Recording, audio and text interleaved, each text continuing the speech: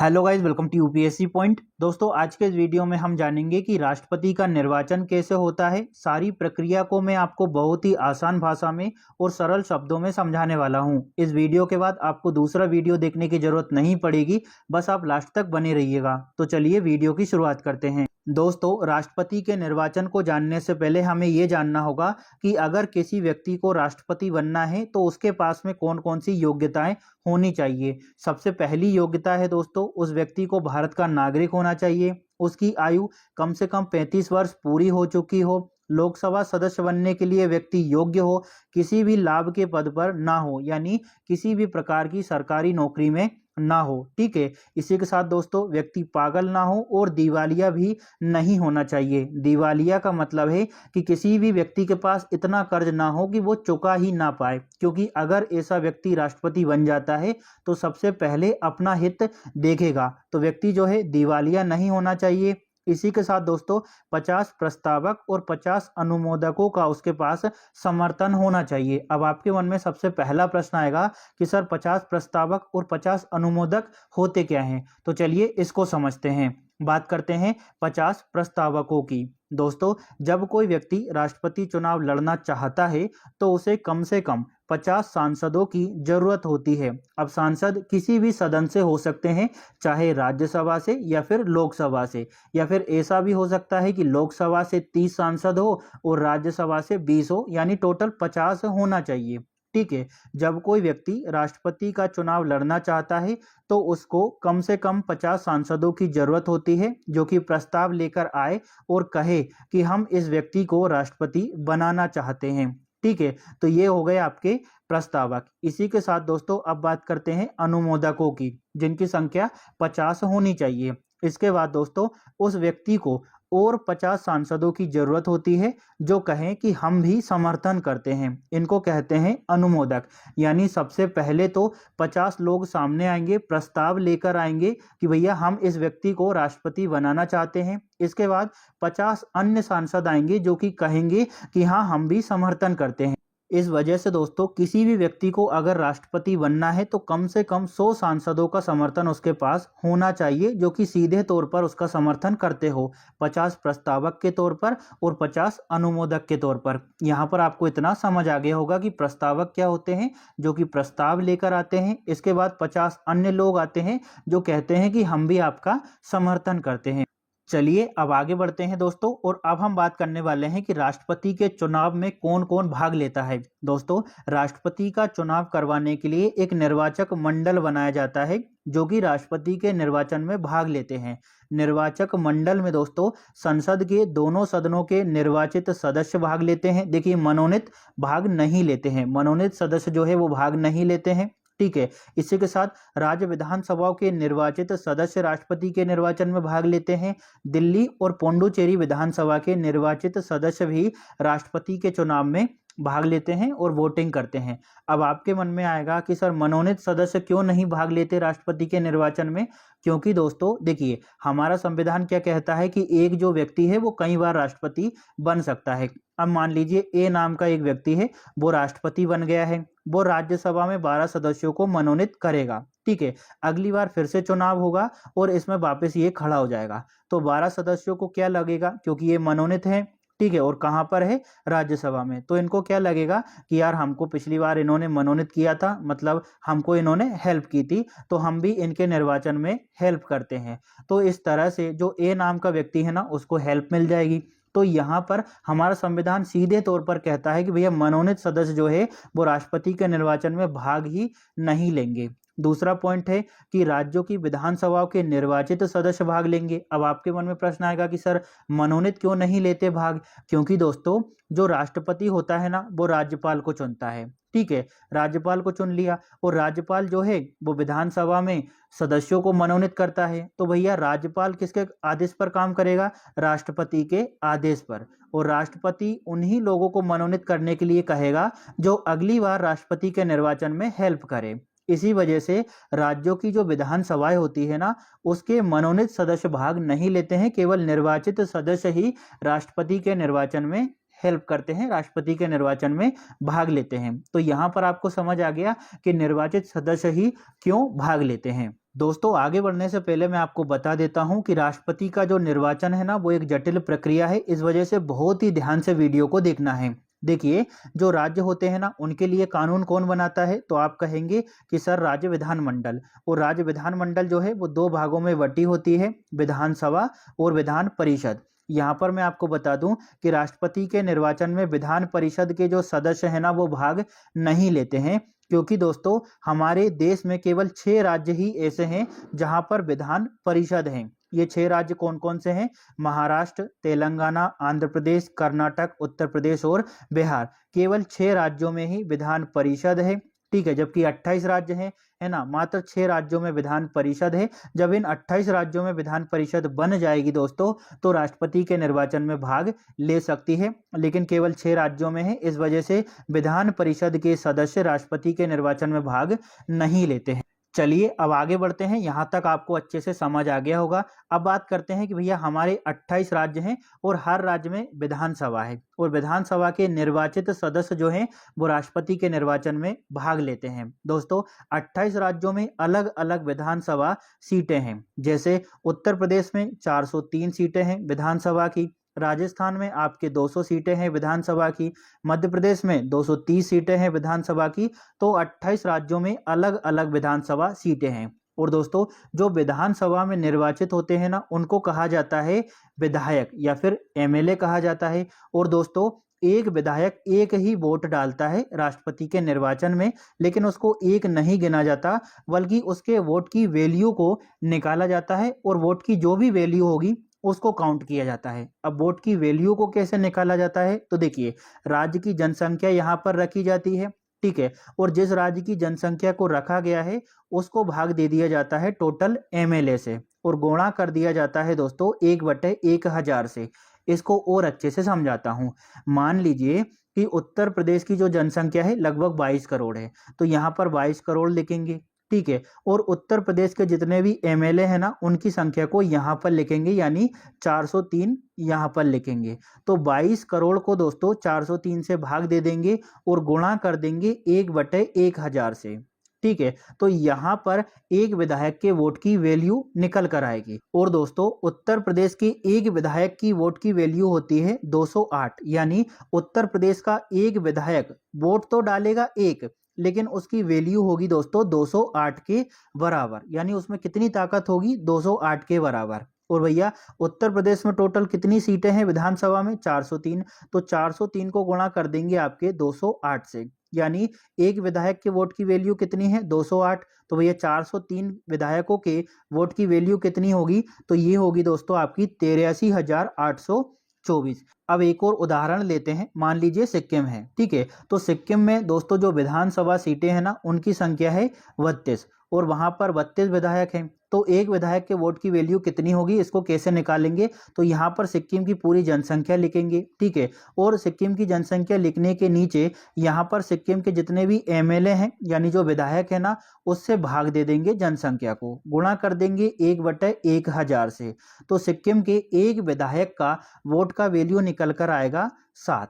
यहाँ पर आपको समझ आ गया कि सिक्किम के एक विधायक के वोट का वैल्यू कितना है? 7। तो 32 विधायकों के वोट का वैल्यू कितना होगा? 224। इसी तरह से दोस्तों 28 राज्यों के जितने भी विधायक हैं उनकी वोट की वैल्यू निकाली जाती है, और 28 राज्यों में टोटल निर्वाचित विधायक हैं दोस्तों आपके 4123। इस तरह से टोटल एमएलए कितने हो गए जो कि राष्ट्रपति के निर्वाचन में भाग लेंगे? 4123। ये लोग राष्ट्रपति के निर्वाचन में भाग लेंगे, और इनके वोट की वैल्यू निकल कर आती है दोस्तों 5,43,231। एक एक राज्य की हम इसी तरह से निकालेंगे, इसी फॉर्मूले से, ठीक है। तो टोटल विधायक कितने हैं जो कि राष्ट्रपति के निर्वाचन में भाग लेंगे? 4123। इतने लोग राष्ट्रपति के निर्वाचन में भाग लेंगे, और इनके वोट की वैल्यू होगी 5,43,231। यानी वोट तो इतने ही लोग करेंगे लेकिन उनकी वैल्यू इतनी होगी, ठीक है, 5,43,231। तो यहाँ पर आपको राज्य विधानमंडल अच्छे से समझ आ गया। अब हम बात करते हैं कि भैया देश की। तो देश में कानून कौन बनाता है? संसद देश में कानून बनाती है। संसद के 2 सदन होते हैं, लोकसभा और राज्यसभा। दोस्तों लोकसभा में 543 सदस्य निर्वाचित होते हैं। 2 एंग्लो इंडियन का प्रावधान था जिनको मनोनीत किया जाता था, इसको समाप्त कर दिया गया है। तो 543 सदस्य लोकसभा में निर्वाचित होते हैं और राज्यसभा में 233 सदस्य निर्वाचित होते हैं और 12 सदस्यों को मनोनीत किया जाता है राष्ट्रपति द्वारा, लेकिन 12 सदस्य जो है वो राष्ट्रपति के निर्वाचन में भाग नहीं लेते हैं। राष्ट्रपति के निर्वाचन में कितने लोग भाग लेते हैं? 543 प्लस 233 यानी 776। दोस्तों संसद में जो सांसद होते हैं ना, उनको एमपी कहा जाता है। ठीक है, तो कितने एमपी भाग लेते हैं राष्ट्रपति के निर्वाचन में? 776। दोस्तों जिस तरह से हमने जो विधानसभाएं होती थी वहां पर एक विधायक के वोट की वैल्यू को निकाला था, उसी तरह से हम यहाँ पर एक सांसद के वोट की वैल्यू को निकालते हैं और उसके लिए इस फॉर्मूले का प्रयोग किया जाता है। अब ये फॉर्मूला क्या कहता है? तो देखिए, सभी राज्यों के विधायकों का कुल मत मूल्य। अब देखिए, सभी राज्यों के विधायकों का कुल मत मूल्य यानी वोट वैल्यू कितनी हुई थी आपकी? 5,43,231। तो भैया यहाँ पर सभी राज्यों के विधायकों के वोट की वैल्यू को लिखा जाएगा 5,43,231 और कुल सांसदों की संख्या से भाग दे दिया जाएगा यानी 776 यहाँ लिख देंगे। तो एक सांसद का जो वोट का वैल्यू है ना, वो निकल कर आएगा 700। ठीक है, एक सांसद का वोट का वैल्यू कितना होगा? 700। तो 776 सांसदों के यानी एमपी के वोट का वैल्यू कितना होगा? ये होगा दोस्तों 5,43,200। यानी ये जो वोट का वैल्यू है वो निकल कर आया है सभी सांसदों का यानी 776 सांसदों का। दोस्तों ये जो प्रक्रिया है थोड़ी सी टफ है, आपको थोड़ा सा दिक्कत आ सकता है, लेकिन अगर आप अच्छे से एक एक पॉइंट को सुनेंगे ना तो आपको समझ आएगा। एक बार और बताता हूं आपको, अगर समझ ना आया हो तो अच्छे से देखना। देखिए, जिस तरह से हमने जो विधानसभा थी वहां पर विधायकों के वोट का वैल्यू निकाला था, उसी तरह से यहाँ पर हम दोस्तों संसद में जो सांसद होते हैं ना, जो एमपी होते हैं, उनका वोट का वैल्यू निकालते हैं और एक सांसद का यानी एक एमपी के वोट का वैल्यू निकालने के लिए इस सूत्र का प्रयोग किया जाता है। ऊपर लिखा जाता है कि सभी राज्यों के विधायकों के वोट का मूल्य यानी 5,43,231 को ऊपर लिखा जाता है। ठीक है, और यहाँ पर कुल सांसदों की संख्या को लिखा जाता है यानी 776 को। तो एक सांसद के वोट का वैल्यू निकल कर आता है 700। ठीक है, यानी एक जो सांसद है वो वोट तो एक डालेगा, लेकिन उसकी जो वैल्यू होगी वो कितनी होगी? 700 के बराबर। अब देखिए, एक सांसद के वोट का वैल्यू कितना है? 700। ठीक है, तो भैया 776 जो सांसद हैं उनके वोट का वैल्यू कितना होगा? तो ये आपके सामने यहाँ पर मैंने लिख दिया है 5,43,200। ठीक है, अब देखिए 5,43,200 प्लस 5,43,231, इन दोनों को आप जोड़ देंगे तो टोटल दोस्तों वोट वैल्यू निकल कर आएगी 10,86,431। ठीक है, टोटल वोट वैल्यू एमपी और एमएलए की कितनी निकल कर आएगी? 10,86,431। ठीक है, आपको ये समझ आ गया। अब देखिए, राष्ट्रपति के निर्वाचन में वोट कितने लोग करेंगे? तो 776 तो आपके संसद से वोट करेंगे। ठीक है, इसी के साथ 4,133 जो है वो विधानसभाओं से वोट करेंगे। तो 776 प्लस 4,123 इन सबको मिला दोगे तो टोटल बन के आएगा 4,899। 4,899 वोट डलने वाले हैं राष्ट्रपति के निर्वाचन में, लेकिन उनके वोट की वैल्यू कितनी होगी? 10,86,431। यहाँ पर आपको समझ आ गया। वोट कितने डालेंगे? आपके वोट डालेंगे दोस्तों 4,899, लेकिन उसकी वैल्यू कितनी होगी? 10 लाख से प्लस, जिसका हमने देख लिया है। देखिए, राष्ट्रपति का जो चुनाव होता है ना, वो अनुपातिक प्रतिनिधित्व प्रणाली के माध्यम से एकल संक्रमणीय मत द्वारा होता है। अब आपके मन में दो प्रश्न आएंगे कि सर अनुपातिक प्रतिनिधित्व प्रणाली क्या होती है? एक प्रश्न तो ये आएगा और दूसरा आएगा कि सर एकल संक्रमणीय मतलब क्या होता है। तो इन दोनों को मैं बहुत ही आसान भाषा में समझाने वाला हूँ। मान लीजिए कि सरपंच का चुनाव हो रहा है। ठीक है, 3-4 उम्मीदवार खड़े हैं। अब आप वोट डालने गए हैं तो आप किसी एक उम्मीदवार का ही समर्थन कर सकते हो। ऐसा नहीं है कि आपने इसको भी वोट दे दिया, इसको भी दे दिया। तो आप अगर ऐसा करेंगे तो आपका जो वोट है ना वो इनवैलिड हो जाएगा, अवैध हो जाएगा। आप किसी एक व्यक्ति को ही वोट डाल सकते हो। लेकिन दोस्तों राष्ट्रपति का जो निर्वाचन होता है उसमें ऐसा नहीं है। उसमें अगर 3 लोग खड़े हैं, जैसे ये 3 उम्मीदवार खड़े हैं, ए, बी और सी ये तीनों राष्ट्रपति बनना चाहते हैं, तो हमारा संविधान कहता है कि इन तीनों को आप एक अनुपात में वोट डाल सकते हो। जिसको आपने पहले नंबर पर पसंद किया है उसको 1 नंबर दे दो, जिसको आपने दूसरे नंबर पर पसंद किया है उसको 2 नंबर दे दो, जिसको आपने तीसरे नंबर पर पसंद किया है उसको 3 नंबर दे दो। तो भैया आप जो है सभी को वोट डालोगे, ऐसा नहीं है कि किसी एक व्यक्ति को वोट डालना है, तीनों को आपको वोट डालना है, ठीक है। और ये एक अनुपात बन जाता है, जैसे यहाँ पर हम बिंदी लगा दें, आपने 10वीं 11वीं में अनुपात पढ़ा होगा, तो 1:3:2 हो गया, ठीक है, 1:3:2 हो गया। इसी वजह से कहते हैं अनुपातिक प्रतिनिधित्व प्रणाली, ठीक है, आपको ये समझ आ गया। अब यहाँ पर एमपी और एमएलए हैं, ठीक है, टोटल एमपी और एमएलए राष्ट्रपति के निर्वाचन में कितने लोग भाग लेंगे, दोनों को मिला देंगे तो 4,899। लेकिन हम 5 लोगों का एग्जाम्पल लेते हैं। मान लीजिए एक राहुल नाम का कोई एमपी या फिर एमएलए है, उसको ए नंबर वाला जो उम्मीदवार है ना वो अधिक पसंद है, तो ए नंबर वाले उम्मीदवार को 1 नंबर पर वो रखेगा, ठीक है। बी वाला उसको बहुत ही कम पसंद है लेकिन वोट सबको देना है, तो 3 नंबर पर उसको रख देगा। सी वाला उसको ठीक ठाक लगता है, ठीक है, सी नाम का जो उम्मीदवार है उसको ठीक ठाक लगता है, तो उसको दूसरे नंबर पर उसने वरीयता दे दी है, ठीक है। इसी तरह से राकेश नाम का कोई व्यक्ति है, उसको जो सबसे अच्छा लगता है वो लगता है वी उम्मीदवार, तो इसने पहले नंबर पर वी को रख दिया, दूसरे नंबर पर ए को रख दिया, और तीसरे नंबर पर, क्योंकि सभी को वोट डालना है, तो तीसरे नंबर पर रख दिया सी को। इसके बाद एक महिला एमपी या फिर एमएलए आती है, ठीक है, वो वोट डालने जाती है, उसने 1 नंबर पर ए को रखा है, ठीक है, ए को उसने पहले नंबर पर वरीयता दी है कि मैं चाहती हूं कि जो ए नाम का व्यक्ति है ना वो राष्ट्रपति बन जाए। अगर वो ना बने तो भैया 2 नंबर पे रख दिया उसने वी को, कि अगर ये ना बने तो भैया इसको हम वरीयता देते हैं दूसरे नंबर की, ठीक है। इसके बाद सी को रख दिया उसने तीसरे नंबर पर।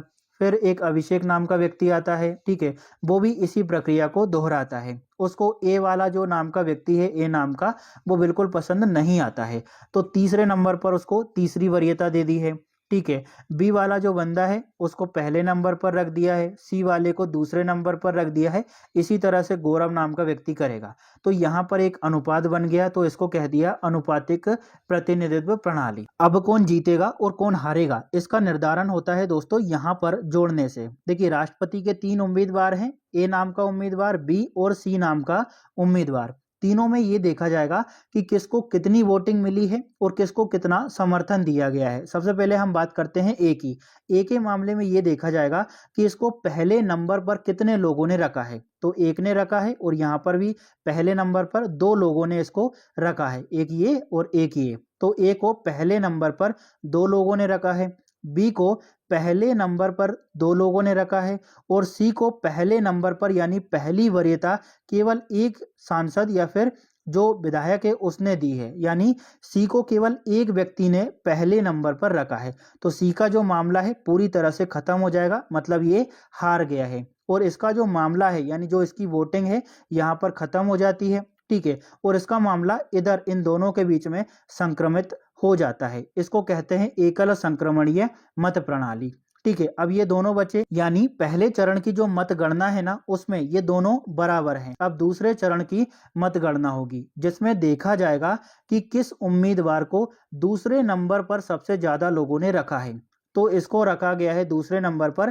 केवल एक व्यक्ति ने, ठीक है, और इसको रखा गया है 2 नंबर पर 2 लोगों ने, यानी इसको 2 लोगों ने समर्थन दिया है, तो ये जीत जाएगा, ठीक है। यहाँ पर केवल एक व्यक्ति ने ही इसको दूसरे नंबर पर रखा है, और यहाँ पर 2 व्यक्तियों ने इसको दूसरे नंबर पर रखा है, तो बी नाम का जो उम्मीदवार है ना वो राष्ट्रपति के निर्वाचन में जीत जाएगा। दोस्तों दूसरे चरण की जो मतगणना है बीवी गिरी के समय हुई थी, दूसरे चरण की मतगणना के दौरान उनकी जीत हुई थी और वो राष्ट्रपति बने थे। आशा करता हूं कि राष्ट्रपति का जो निर्वाचन है वो आपको अच्छी तरह से समझ आ गया होगा। अगर आपको फिर भी समझ नहीं आया है तो एक बार और वीडियो को जरूर देखिएगा। इसका जो पीडीएफ है वो आपको मेरे टेलीग्राम चैनल पर मिल जाएगा। मेरा जो टेलीग्राम चैनल है उसका नाम है यूपीएससी पॉइंट ऑफिशियल, तो आप सीधा सर्च कर सकते हैं, या फिर उसका लिंक मैं आपको डिस्क्रिप्शन में दे दूंगा, तो वहां से आप क्लिक करके सीधा उसको ज्वाइन कर सकते हैं। आशा करता हूं कि वीडियो आपको अच्छा लगा होगा। Thank you.